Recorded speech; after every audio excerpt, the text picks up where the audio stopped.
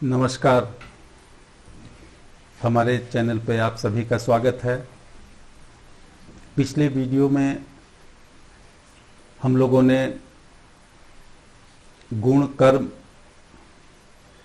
और स्वयं को कैसे पहचाने, इसको लेके बहुत सारी चर्चाएं की थी।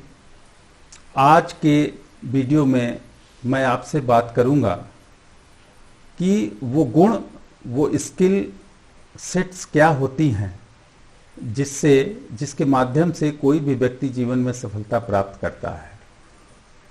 देखिए, मानवीय मन में विचार, भावना और इच्छा शक्ति का सम्मिश्रण होता है, और जिस भी व्यक्ति में विचार, भावना और इच्छा शक्ति का सुंदर समन्वय है उसको गीता में योग कहा गया है। योग कर्मसु कौशलम, और यही फिर योग बन के और कर्म में कुशलता का माध्यम भी बन जाता है। कहा जाता है कि बिना गुण और ज्ञान के व्यक्ति के जीवन में सामर्थ्य उत्पन्न नहीं होता। जब ज्ञान जीवन में उतरता है तभी सामर्थ्य और सफलता दोनों प्राप्त होती है। आज के वीडियो में मैं आपको संक्षेप में गुणों के विषय में बताऊंगा।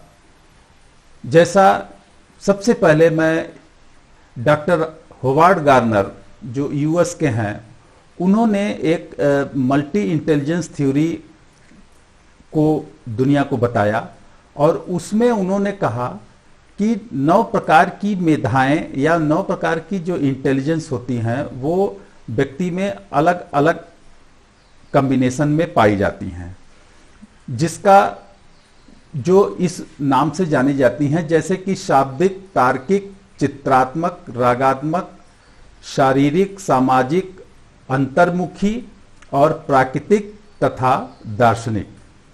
इंग्लिश में इसको verbal, logical, spatial, musical, bodily, interpersonal, intrapersonal, naturalist and existential बोलते हैं।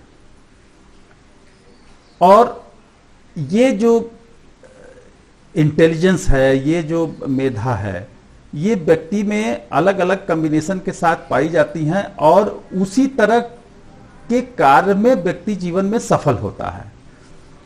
दूसरी तरफ जो हमारे ग्रंथों ने ज्यादा चर्चा की है वो इन्हीं को अगर देखा जाए तो ब्रॉड लेवल में बांट करके ज्ञान शक्ति, भाव शक्ति और कार्य शक्ति को कहा गया, जिसको कि नॉलेज, इमोशन एंड एक्शन, इन 3 चीजों में बांटा गया। हेड, हार्ट एंड हैंड कह सकते हैं उसको।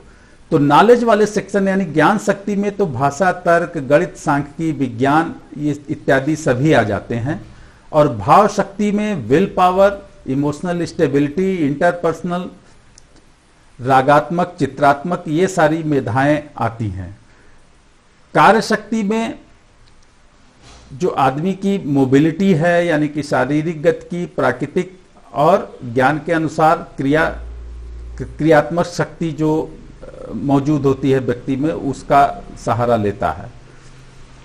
तो इस प्रकार से अगर हम देखते हैं तो गीता के भी जो त्रिविध गुण बताए गए हैं, सत, रज, तम, उनसे भी ये बात निश्चित होती है, क्योंकि जो सात्विकी गुण है उसमें भी ये इस बात की चर्चा की गई है कि जिसके पास ऐसी एबिलिटी होती है जो तात्विक चीजों को तत्व रूप में समझ सके, या ज्ञान के को मूल समझ, किसी भी विषय की उसकी मूल समझ व्यक्ति की अच्छी हो, अध्ययनशीलता हो, अध्यवसाय है, तो वो सात्विक गुणों से युक्त पाया जाता है।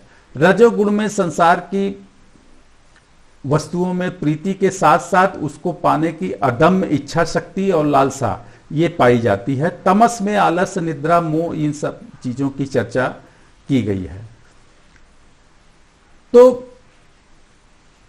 हम लोग ये चाहते हैं कि अगर कोई भी व्यक्ति हो, उसके अंदर अगर ये अलग अलग गुणों का या कॉम्बिनेशन ऑफ द इंटेलिजेंस का, मेधाओं की अगर पहचान कर लें तो हम ये भी तय कर सकते हैं कि व्यक्ति जीवन में किस कार्य को उचित और सही तरीके से संपादित करेगा और अपने जीवन में सफलता अर्जित करेगा। ये जानना अत्यंत आवश्यक है, क्योंकि कभी कभी किसी में ज्ञान शक्ति की कमी होती है लेकिन भाव शक्ति और कर्म शक्ति तो अधिक होती है।